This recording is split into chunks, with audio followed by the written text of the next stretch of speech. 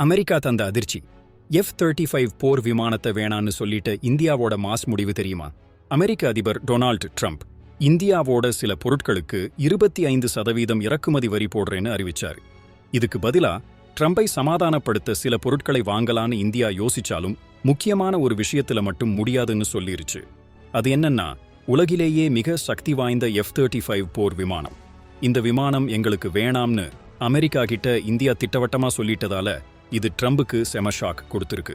இதற்கான காரணத்தை கேட்டப்போ, நாங்க ஆயுதங்களை வாங்குறதுல ஆர்வம் காட்டலை, மாறாக பாதுகாப்பு உபகரணங்களை நாங்களே இணைந்து தயாரிக்கணும், எங்க நாட்டிலேயே உற்பத்தி செய்யணும்னு சொல்லியிருக்காங்க இந்திய அதிகாரிகள். இதுல இன்னொரு திருப்பம் என்னன்னா, F-35 போர் விமானத்தை வேணான்னு சொன்ன இந்தியா ரஷ்யாவோட மிக சக்தி வாய்ந்த Su-57 ஜெட்களை வாங்கலாம்னு முடிவெடுத்திருக்கிறதா தகவல் வெளியாகி இருக்கு. ஏற்கனவே ரஷ்யாவிடமிருந்து ஆயுதங்கள் வாங்கக்கூடாதுன்னு அமெரிக்கா எச்சரிச்சிருக்கு. இந்த சூழ்நிலையில இந்தியா எடுத்த இந்த முடிவு உலக அரசியல் அரங்கில் பெரிய தாக்கத்தை ஏற்படுத்தும்னு எதிர்பார்க்கப்படுது. இந்தியா இப்படி செய்தது சரியா, தப்பா? உங்க கருத்து என்ன?